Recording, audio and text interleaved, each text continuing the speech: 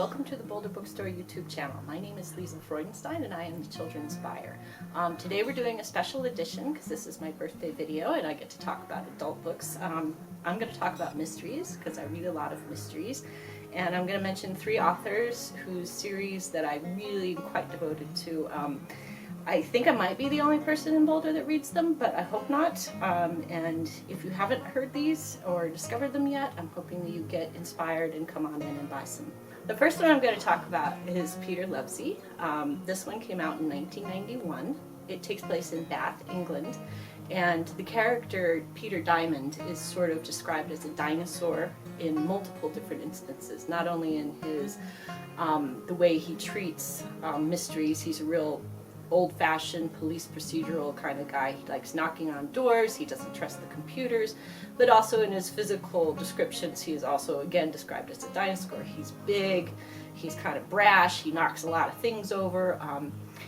It's a little bit satirical, a little bit comedy of errors, a little bit oddball characters, kind of, I want to say Brooklyn Nine-Nine, but it's not quite that over the top. It's a little more subtle than that, kind of understated in that classic British mystery sort of way. It's definitely a police procedural. There are wonderful puzzles, great crimes, interesting who done it and how they get to the conclusion and everything. It's very pleasing to me. In fact, I actually started this one over because it had been a while since I read it and I kind of forgot who did it. But really, even if I remembered who did it, it kind of doesn't matter because I enjoy the writing and the process of getting there so much. So Peter Lovesey, he has a lot of books. This is the first one called The Last Detective. The next series that I really like is Colin Cotterill. He had been writing for a while. There are about 13 or 14 of these. I think the last one just came out a couple of years ago called The Delightful Life of a Suicide Pilot. The first one called A Coroner's Lunch. These take place in Laos in the 70s, and they feature Dr. Suri Paibom.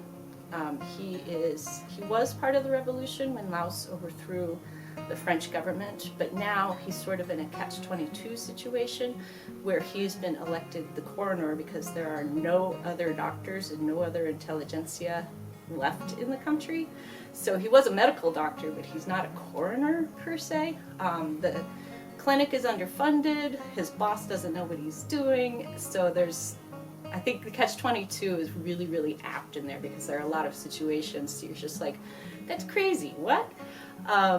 The other fun kind of bit and tidbit in it that makes it also kind of just even more quirky than just that situation is it also turns out that he is the reincarnation of a 3,000-year-old Hmong shaman. So there's a little bit of Eastern spirituality thrown in there, which kind of gives it an extra quirk. So, you know, it's catch-22 plus the medium plus Dr. Quincy, if anyone remembers the TV show Quincy.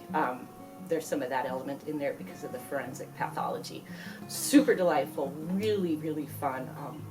I really, really like these two. So that's Colin Cotterill. This was the first one, The Coroner's Lunch. The next series I just discovered because they just started re-releasing them here in the US. They've been available in England for quite a while. This is Edward Marston. He is a very prolific writer, I discovered as I was like, well, what else did he write? My daughter actually works at Powell's and she brings home some of his out-of-print and no longer available ones every time she sees them on the bookshelf, and it's just delightful because I swear to God, I think there's like 130 of them. And he's still alive, so he's still writing them. This is the first one. This series takes place in 1086 during the Doomsday Book survey of land, and so you have a Norman knight, a Norman Saxon lawyer, and the church, and what they're doing is they're going over old records, and part of the survey of the Doomsday Book is to figure out who owns what land, and so therefore who owes the taxes on it. So usually there's going to be the three elements are in there. There's the Normans, there's the Saxons, and there's the church all sort of arguing who owns this land. But then of course since it's a murder mystery, there's a murder, so everything gets all tangled up.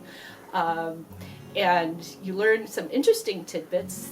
There's a lot of sort of content about debates between church and state, and the Normans and the Saxons, the Thanes, and the Norman dukes are in there. I kind of called it Law and Order with Canterbury Tales mixed in. Super delightful. A new one just came out. They all involve animals. This is The Wolves of the Savernake. And I hope you find something that you enjoy. Thank you so much for listening to it. Happy summer. Love you. Bye.